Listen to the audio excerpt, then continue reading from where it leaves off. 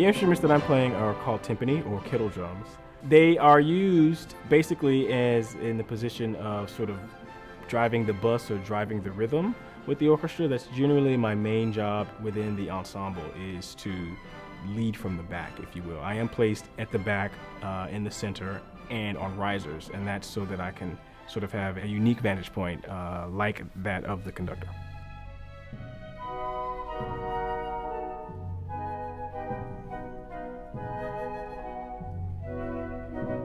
All timpani do not look alike. Depends on the age and the type of copper. For example, the timpani that I have are not lacquered. It gives it sort of a special quality that somehow, for me, it's very present, but somehow can be intangible sometimes.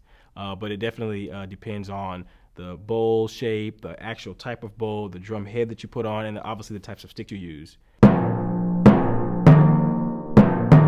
I brought with me 3 different types of sticks to show you some of the many types of sticks that I do own.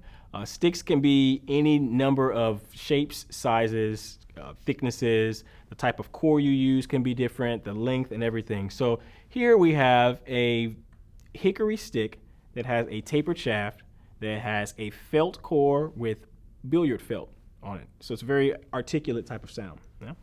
Next, we have a sort of a general mallet. This is actually a graphite stick that has a wood core and has a felt liner on it as well, more of a general sound. This one here is a bamboo stick that same thing, has a German felt lined around it, but this core is a felt core. And so between the different weights, the different lengths, as you can see, and the different head sizes, you can see you can get a variety of sounds. And this is one of very many types of sticks that I own and do use. There's generally one place where you want to strike the drum, and that's generally 4 to 6 inches off the lip of the bowl, or maybe 6 or 7 inches from the very rim. That creates the most resonant, most desirable sound to the ear. New music sometimes dictates and asks us to play all over.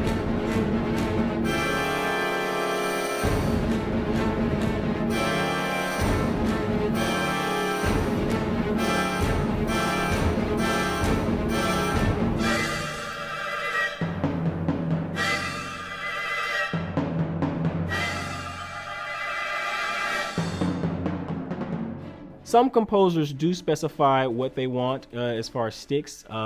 Hector Berlioz was the first composer who actually was a timpanist himself, who specified whether he wanted wood sticks or the way he called it, which was sponge-covered sticks, which in our vernacular is felt-covered sticks. And so he was the first composer to sort of specify. Mahler specifies, and some other composers specify.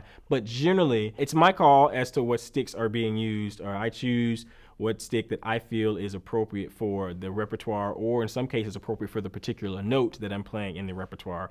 I have a myriad of sticks and I change throughout the pieces to find the best sound.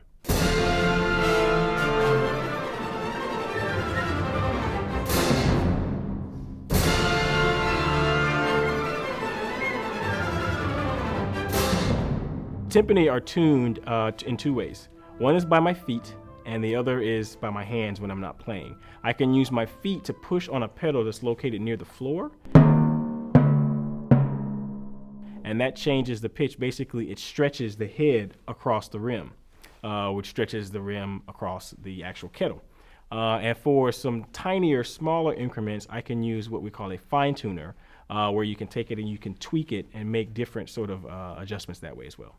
So sometimes you will see me put my head really close to the drum and tap, tap, tap. Basically what I am doing is I am checking to make sure that the pitch that I'm about to play is in tune with the instruments that are playing already. Because I use a natural skin or calfskin head, the weather, the type of day, the strength of the lights on stage, a lot of things can affect the actual fluctuation of the pitch. And so, and that happens in seconds at times. So you have to be sure, and you have to have a sort of a process that you go through to check to make sure that when you actually play, you're in tune.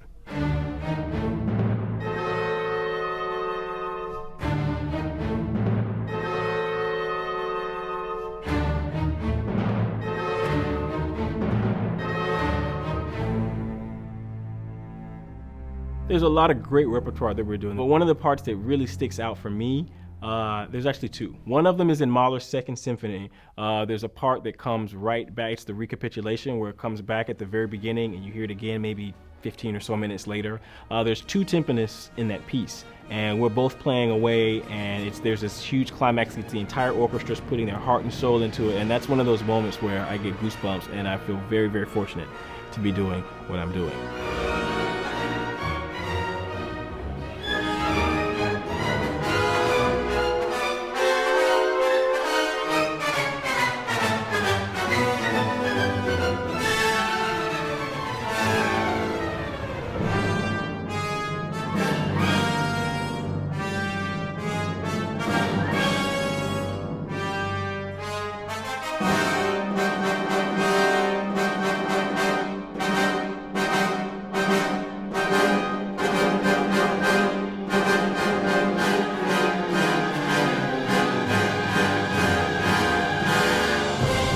And one of the other moments is actually one of the end of the Firebird by Stravinsky.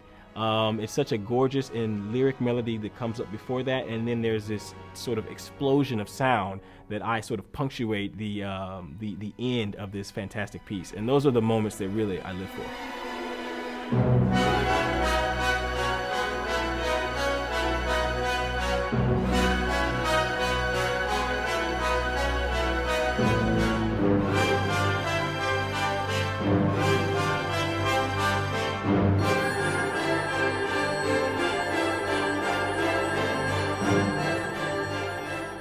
I actually started my musical career on piano.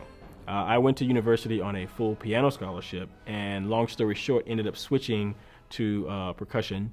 And once I decided that I wanted to become a timpanist, I pretty much put all of my energy into that. Started my master's at a conservatory specifically for timpani, and then I was offered a job shortly thereafter. I was actually a pretty good piano player. What the change that happened for me was actually when I met my teacher. When I was in school in Indianapolis, he basically lit the fire for me, and once I realized the possibilities of timpani, it made more of a comfortable fit for me to sort of enjoy the music, play less notes, and be able to watch and sit around, versus with piano where you play lots and lots of notes. It's sort of a different genre and a different way of expressing yourself, and when you put all the pieces together, it really does create some spectacular moments.